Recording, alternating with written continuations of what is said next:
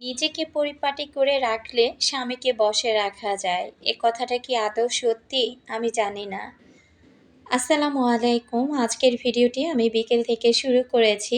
সবসময় বলি আমার পুর্তলিকার পাতাগুলো কেন এ অবস্থা হয়েছে। তো খাওয়া-দাওয়া শেষ করে যখন বসেছিলাম দেখলাম এই যে পাখি এসে দেখেন আমার পুর্তলিকার পাতাগুলো কিভাবে খেয়ে নিচ্ছে। একটা ডালও পুর্তলিকার পাতাগুলো ঠিকঠাক মতো থাকে না। কলি আসে, সেই কলিগুলো কিন্তু তারা ছিঁড়ে ফেলে। তো এ কারণে কিন্তু পুর্তলিকা গাছে ফুল অনেক কম ফুটে। ফুটে না বললেই চলে, খুব কম। তো দেখেন সে কি মজা করে আমার গাছের পাতাগুলো ছিঁড়ে খাচ্ছে। তো আমি যেহেতু সামনে যাইনি, আমি সোফাতে বসেই আমি দূর থেকে ক্যামেরাটা ধরে আর কি ভিডিওটা করলাম। তো যাই হোক, আসলে এটাও হয়তোবা আমার বাগানের সাহায্যে তার একটা রিজিকের ব্যবস্থা হয়ে গিয়েছে। তো এখানে সন্ধ্যার সময় আমার বাসার অনেক কাজ আছে। একজন গৃহিণীর সকালেও যেমন কাজ থাকে, বিকেলবেলাও কিন্তু দেখবেন অনেক কাজ থাকে। তো খাওয়া-দাওয়া শেষ করে আমি অনেকটা টাইম আমি রেস্ট করেছিলাম। রেস্ট করে এখন বাজে বিকেল প্রায় ৫টা ৫:৩০টার মতো। তো ভাবলাম সন্ধ্যার দিকেও কিন্তু আমরা যারা গৃহিণীরা আছি, আমাদের মেয়েদের কিন্তু অনেক কাজ হাতে থাকে। তো ভাবলাম যে সন্ধ্যের পরে যে কাজগুলো আর কি থাকে, সে কাজগুলো এখন এক এক করে করে ফেলি। দুধ ছিল না চা খাওয়ার, তো চা খাওয়ার দুধটা এই তো রিফিল করে নিলাম। তেলের জারটাও ধুয়ে দিয়েছিলাম, এখন তেলটাও আমি রিফিল করে নিব। আজকের ভিডিওতে একদম বিকেল থেকে সন্ধে পর্যন্ত আ স সন্ধ্যে ৭টা-৮টা পর্যন্ত কি কাজ করেছি, সেই কাজগুলো আপনাদের সাথে শেয়ার করব। আর তার সাথে কিছু নাস্তার আয়োজনও করব। তো কিছু নাস্তার আয়োজন একটু রেডি করে রাখব, যেন আমি পরবর্তীতে আমাকে ২-৪ দিন আর নাস্তার ঝামেলা করতে না হয়। গত ভিডিওটি আমি যেখানে শেষ করেছিলাম, এটা তারই পরের অংশের ভিডিও। আমি বিকেল থেকে যে কাজগুলো করেছি, সে কাজগুলোই আপনাদের সাথে এই তো শেয়ার করছি। তো তেলটা খুব ভালো করে আমি একদম বড় তেলের বোতল থেকে নিগড়ে নিলাম। আর ওই যে নুডলস সিদ্ধ করে রেখেছিলাম, এখন নুডলসগুলোর মধ্যে কিছুটা সয়াবিন তেল দিয়ে তারপরে নুডলসগুলো এই বক্সে আমি তুলে রেখে দেব। নুডলসের পরিমাণটা যেহেতু অনেক, তো এই নুডলসগুলো কিন্তু আমার ২ দিন খুব সুন্দরভাবে হয়ে যাবে। তো এখন আমি এই নুডলসগুলোর মধ্যে ভালো করে তেল মাখিয়ে তারপর আর কি রেখে দিব। তো ২ দিন কিন্তু নুডলসগুলো বেশ ভালোই থাকবে। আর তার সাথে আমার মিষ্টি আপুদের কিছু কমেন্ট পড়ব। আর আমার প্রতিটা আপু এবং ভাইয়াদেরকে রিকোয়েস্ট করব, যারা ভিডিওটি ক্লিক করেছেন এখনও পর্যন্ত একটি লাইক দেননি, প্লিজ একটি লাইক দিয়ে ভিডিওটি কন্টিনিউ করবেন। আর যারা নতুন আজই আমার চ্যানেলে প্রথম ভিজিট করেছেন, যদি ভিডিওর কোথাও কোনো অংশ আপনার কাছে এতটুকু ভালো লেগে যায়, তাহলে বলবো চ্যানেলটি সাবস্ক্রাইব করে আমার পাশে থেকে যেতে পারেন। অল অপশন বাটনটি অবশ্যই ক্লিক করে রাখবেন। যখন আমি নতুন ভিডিও দিব, সবার আগে নোটিফিকেশান আপনার কাছে পৌঁছে যাবে আর আপনি সময় সুযোগ করে সেই ভিডিওগুলো দেখে নিতে পারবেন। সর্বপ্রথম আমি আমার ভালোবাসার একজন আপুর কমেন্ট পড়ে নিচ্ছি। জ্যোৎস্না কাজল খান আইডি থেকে আমার প্রিয় আপু কমেন্ট করেছিল, কেমন আছো আপু? গলা ভাঙা, শরীর ঠিক আছে তো? এক এক করে অনেক কাজ করলে সব মিলিয়ে ভালো লাগলো। ভালো থেকো আপু। তো আপু, আসলে ওই যে বললাম, আমি কিন্তু ভিডিওতে বলেই দিয়েছি যে ইদানিং আমার ঠান্ডা পানি খাওয়ারও দরকার পড়ে না, আর আইসক্রিম খাওয়ারও দরকার পড়ে না। ফ্রেন্ড আইডি থেকে আপু কমেন্ট করেছিল, আপু সেদিন তুমি হয়তোবা আইসক্রিম খেয়েছো, তারপর হয়তোবা গলাটা ভেঙে ফেলেছো। তো না আপু, আসলে আমি ২ জন আপুকে একসাথেই উত্তর দিয়েছি। আমি আইসক্রিম খেয়ে গলা ভাঙিনি, আমার শরীরটাও ঠিক আছে।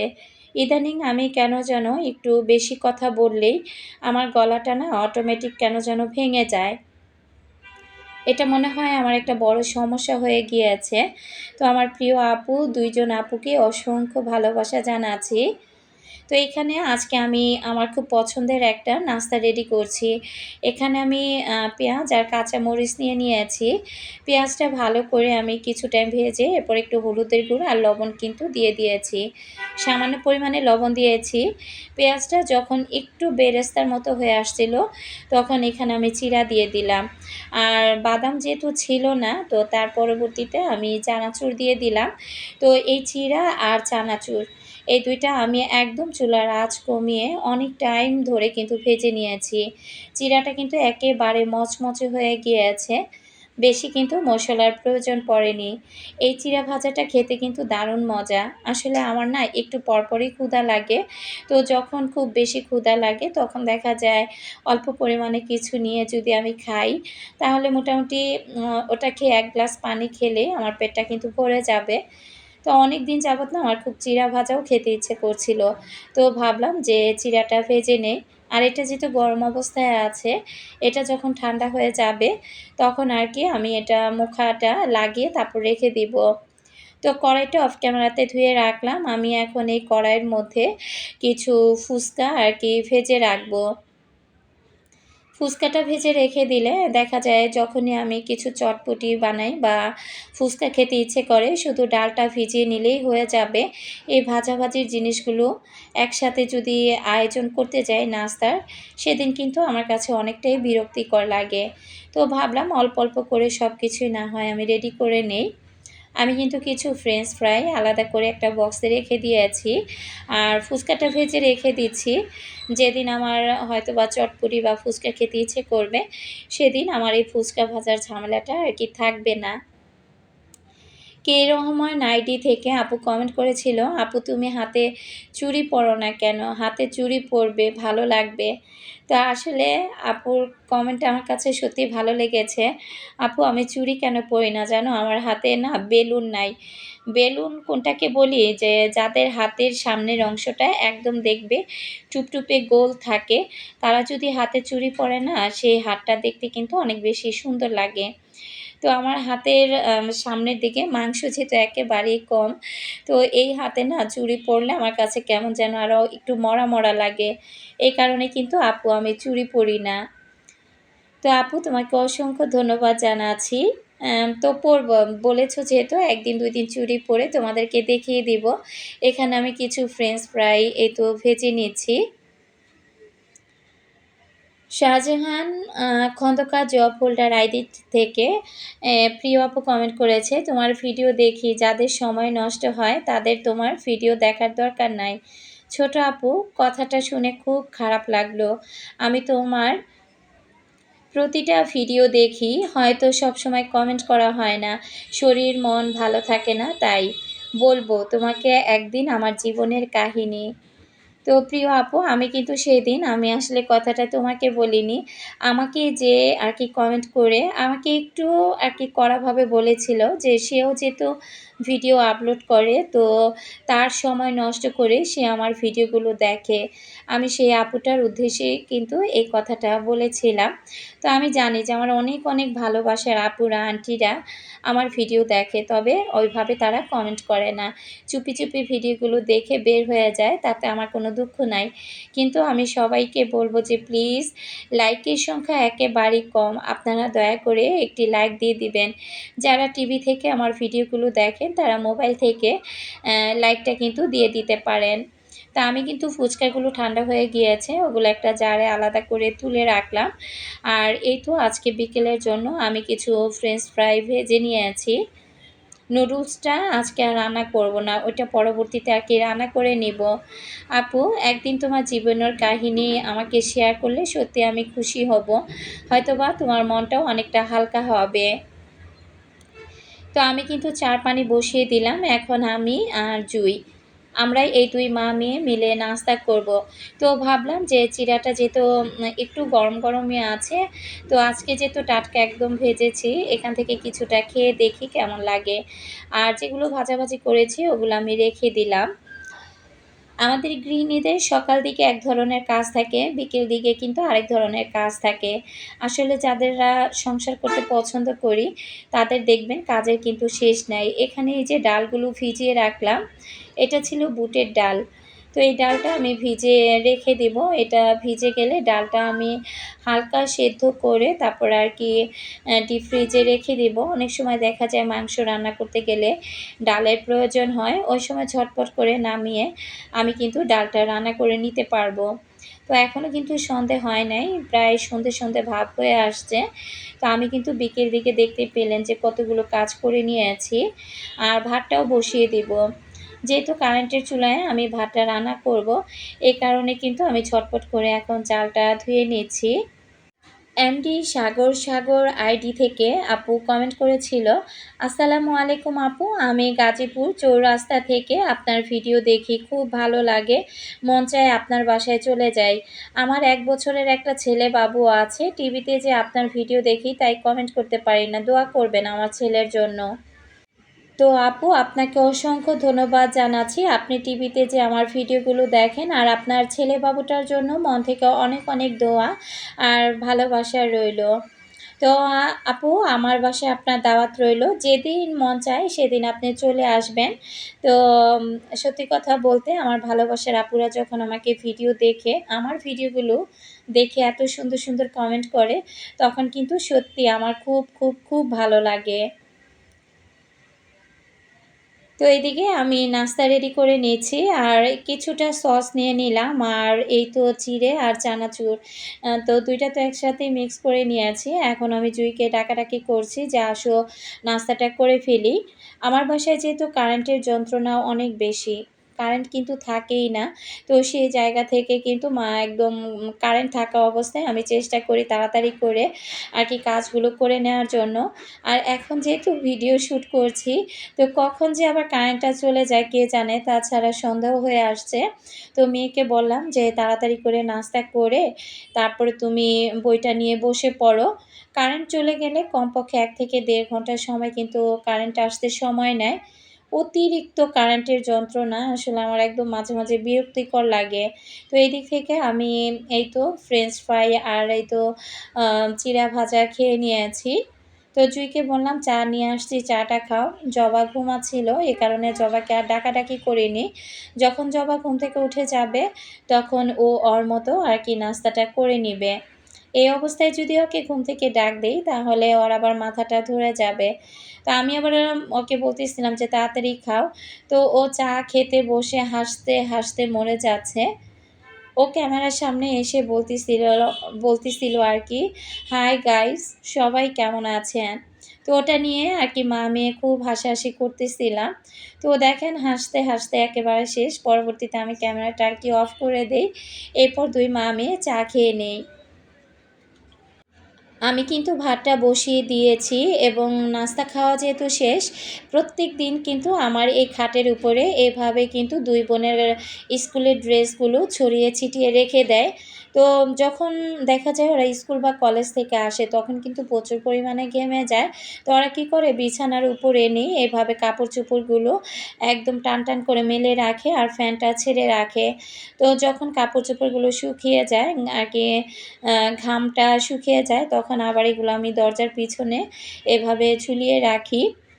তো আমি প্রায় সময় বলে থাকি যে প্রতিদিন না হয় ড্রেসগুলো ধুয়ে দিবে। তো ওরা স্কুল থেকে আসার পর ওদের একেবারে অলসতায় ধরার কারণে না ওইভাবে আর ড্রেসগুলো ধুয়ে দেয় না। তো মাঝে মাঝে জবা আবার ধুয়েও দেয়। তো এইদিকে এই যে জুঁই প্রাইভেট পড়তে গিয়েছিল, সেই হিজাবটা এনে এভাবেই রেখে দিয়েছে। এখন হিজাবটা ভাঁজ করে আমি রেখে দিলাম। তো এরপর ভাতটা দেখলাম যে হয়ে গিয়েছে। এখন ভাতটা আমি মাড় গালিয়ে এরপর কিন্তু ঘরে আরও কাজ আছে, সেগুলো করে নিব। যে শুধু সকাল দিকে কাজ থাকে তা কিন্তু না। সন্ধ্যের পরেও কিন্তু আমাদের টুকটাক অনেক কাজ থাকে, হয়তোবা ভিডিওতে ওইভাবে শেয়ার করা হয় না। তো এখন এই তো বিছানাটা ছেড়ে নেব, যেহেতু খাওয়া-দাওয়া করার পর 3 মা মেয়ে বিছানার উপর গড়াগড়ি করেছি, টিভি দেখেছি। সেই জায়গা থেকে বিছানাটা যদি এখন ছেড়ে ঘরটা ঝাড় দিয়ে নেই, তাহলে কিন্তু রুমটা আবার চকচকে ঝকঝকে হয়ে যাবে। না হলে দেখা যাবে কি সকাল পর্যন্ত হতে হতে ঘরের অবস্থা একেবারে খারাপ হয়ে যাবে। আচ্ছা, নূপুর স্বপ্ন 135 আইডি থেকে আপুটা কমেন্ট করেছিল, আসসালামু আলাইকুম আপু। ওয়ালাইকুম আসসালাম আপু, কেমন আছো তুমি? আলহামদুলিল্লাহ আপু, আমি ভালো আছি। জবাজুই কেমন আছে? আলহামদুলিল্লাহ, আমার জবাজুই ভালো আছে। অবশ্যই বাসার পাশাপাশি নিজেকে পরিপাটি রাখা জরুরি, কারণ এটা শুধু নিজের জন্য নয়, স্বামীকে বশে রাখার একটা বেস্ট আইডিয়া। স্বামী যখন দিন শেষে ঘরে ফিরে নিজের বউকে পরিপাটি সুন্দর গুছানো দেখবে, তখন বাইরের গুছানো সুন্দর পরিপাটির মেয়েগুলোর দিকে দেখলে আকর্ষিত কম হবে। তোমার ভিডিওগুলো ৩ বছর হয় দেখি, আর কার কেমন লাগে জানি না, তবে আমার কাছে ভীষণই ভালো লাগে। আমিও অবশেষে তোমাদের সাথে পথ চলা শুরু করলাম। দোয়া রেখো আপু আমার জন্য।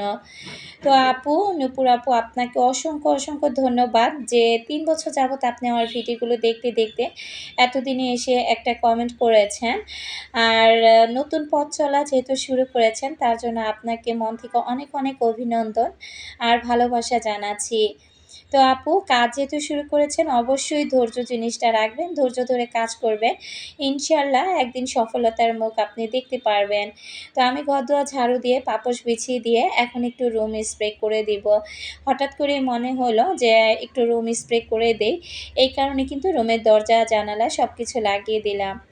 এটা স্প্রে করার পর এত সুন্দর একটা ঘ্রাণ বের হচ্ছিল, পুরোটা রুম একদম ঘ্রাণে ভরে গিয়েছে।